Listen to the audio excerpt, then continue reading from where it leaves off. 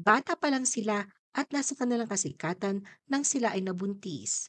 The Philippine Showbiz List presents Pinay Celebrities na maagang nabuntis. Bea Bores. Walang mapagsidan ang saya ng puso ngayon ni Bea sa lahat ng suporta na tatanggap niya sa kanyang pagbubuntis. Pag-aamin niya, wala man siyang planong itago ang kanyang pagbubuntis, taliwas ito sa lumalabas na espekulasyon ng netizens. Kung tutuusin, masayang-masaya raw si Bea nang malaman ito, kahit hindi naman niya inaasahang sa edad na 22 ay magiging ina na siya. Sa post sa Facebook ni Bea noong August 15, inalala niya kung paano hinarap ang katotohanan ng malaman na nagdadalang tao siya. Noong una ay aminado si Bea na nakaramdam siya ng takot, ngunit agad daw ito napalitan ng saya na makita at maramdaman niya ang tulong at suporta ng kanyang mga mahal sa buhay. Andy Eigenman. Nasa magandang takbo ang career ni Andy nang mabuntis siya sa edad na 21 at isilang si Ellie. Sa katunayan, siya ay lumalabas pa sa kanyang ikalawang primetime series sa ABS-CBN nang kumalat ang balita tungkol sa kanyang pagbubuntis. Kasabay nito ang kontrobersya sa kung sino ang tunay na ama ng bata. Bagamat nakaapekto sa kanyang karera ang pagbubuntis, nagpatuloy si Andy sa pag-arte hanggang sa tuluyan niya iwan ang showbiz noong 2017. Pinili niya ang simpleng buhay sa Siargao kasama kanyang partner na si Filmer Alipayo at ang kanilang mga anak. Angelo De Leon. Isa si Angelo sa pinakasikat na teen actresses noong dekada 90, lalo na nang mapabilang siya sa TGIS. Ngunit nabigla ang mga fans ni Angelo nang ibalita ang pagbubuntis niya sa edad na 19 at napag-alamang si Joko Diaz ang karelasyon niya sa likod ng kamera. Ang pagbubuntis ni Angelo ay naging malaking balita sa showbiz at naging dahilan upang huminto siya pansamantala sa kanyang karera. Sofia Andres. Nalaman ni Sofia na buntis siya noong Valentine's Day ng 2019. Ayon sa kanya, hindi takot kundi excitement ang naramdaman niya noon at naniniwala siyang handa na siyang maging ina sa panahong iyon. Aminado siyang kinabahan siya sa magiging reaksyon ng partner niya si Daniel Miranda na baka hindi siya panindigan. Ngunit naging gulat niya na si Daniel ang unang umiyak sa tuwa. At noong November 2019, isinilang niya ang pangalan nilang si Zoe na kanya lamang isa na publiko ang tungkol sa pagkakaroon ng anak noong June 21 Father's Day. Paliwanag ni Sofia na pinili niyang gawing pribado ang kanyang pagbubuntis upang maiwasan ang stress. Ayon sa kanya, sinunod niya ang payo ng kapatid na mas magiging maayos ang kalusugan ng baby kung hindi stressful ang paligid ng ina. Janeline Mercado.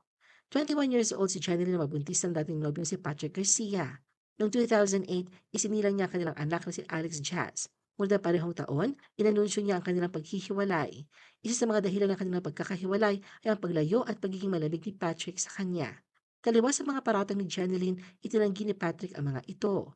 Lumabas din ang mga balitang humiling ang pamilya ni Patrick ng paternity test na hindi nagustuhan ni Janeline kaya naman pinili niyang wag muna hayaang makita ni Patrick ang kanilang anak.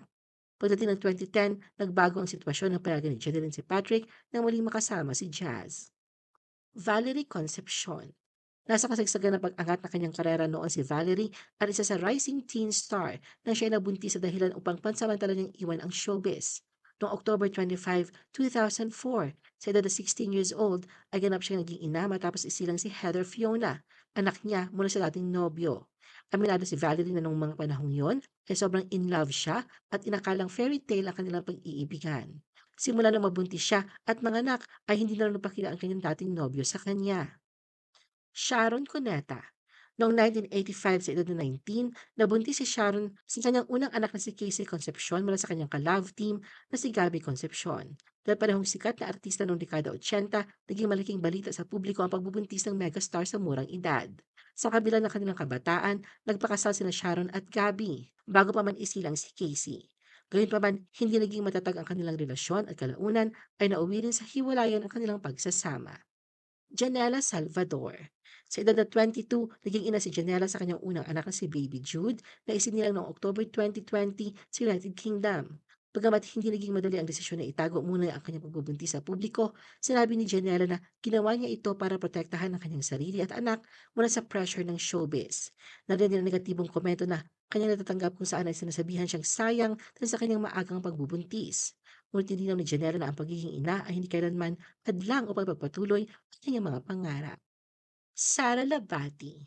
Sa edad na 19, nalaman ni Sara na siya ay buntis sa unang anak nilang Richard Gutierrez. At ito din ang dahilan sa pagkakaantala ng kanyang pangarap sa showbiz.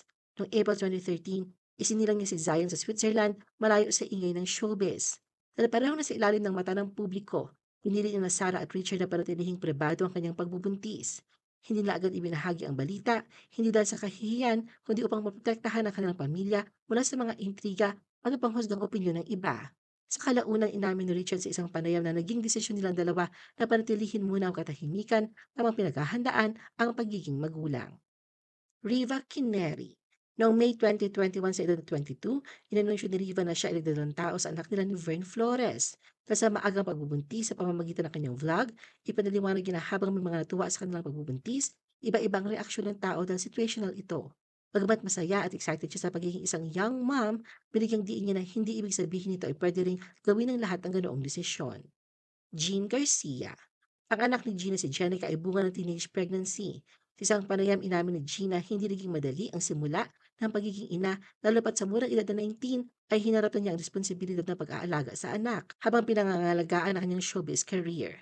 Ayon kay Jean, ang pagbubuntis niya noong kabataan ay puno ng takot at pangamba, hindi lang dahil sa responsibilidad ng pagiging ina, kundi dahil sa posibilidad na mawala ang kanyang career sa industriya. Pero kahit hindi dalang tao siya noong panahong yun, malaking tulong anya ang suporta na natanggap niya mula sa mga tao sa showbiz. Femela Baranda. 18 years old si Femela na mabuntis at 19 ang isilang anak na si Kim na ngayon ay 26 years old na. Sa panayam sa kanya, noong April 2025, ibinahagi ni Fem kung bakit kinailangang itago noon ang kanyang pagiging ina kay Kim na unang ipinakilala niya bilang kanyang pamangkin at pagkatapos ay bilang kanyang kapatid. Ayon kay Femela, ito ay dahil sa desisyon ng kanyang ina na itago ang totoong pagkakakilanlan ni Kim upang maprotektahan siya, lalo na't bilang isang modelo noon, mahigpit ang mga kontrata na may morality clause. Kung nalaman ng mga kumpanya na may anak siya sa murang edad at hindi kasal, maaaring mawala ang kanyang mga endorsement at trabaho. Janice de Belen. Noong 1986 na sa tungkalog na kasikatan si Janice sa sunod-sunod na matagumpay na TV shows at pelikula. Ngunit natigil ang kanyang showbiz momentum nang siya ay magbuntis sa edad na 18 mula sa kanyang on-screen partner na si Aga Mula. Taong 1987 nang isilang ang love child nilang si Luigi. Lani Mercado. Sa edad na 14, nakilala ni Lani si Bong Revilla at agad na humiling si Bong na maitambal dito sa mga proyekto. Pagsapit ni Lani sa edad na 16, pinayagan na sila lumabas sa mga group dates. Gayunpaman, inilarawan na kanilang relasyon bilang on and off na sa playboy image ni Bong noon. Ngunit naging seryoso ang kanilang pagsasama na mabuntis si Lani sa kanilang unang anak. Sa murang edad na 18, taong 1986 naging ina si Lani. Lotlot de Leon. Isa si Lotlot sa mga pinakasikat na batang aktres ng dekada 80 kasama ng kanyang katambalan si Ramon Monching Christopher. Sa gitna ng kanilang kasikatan sa edad na 16, tumigil ang lahat ng inanunsyo ni Lotlot nang siya ay buntis sa pangalan nilang si Janine. Sa sitwasyon na pagdesisyonan nilang magpakasal, naganap ang kanilang civil wedding noong 1986. Ano ang masasabi mo sa video na ito? Mag-like o mag-react at huwag mahiyang mag-comment. For our YouTube viewers, huwag kalimutan mag-subscribe at i-hit ang notification button. At para sa aming Facebook viewers, mag-like at follow sa aming Facebook page para updated ka sa mga showbiz chika. Thanks for watching!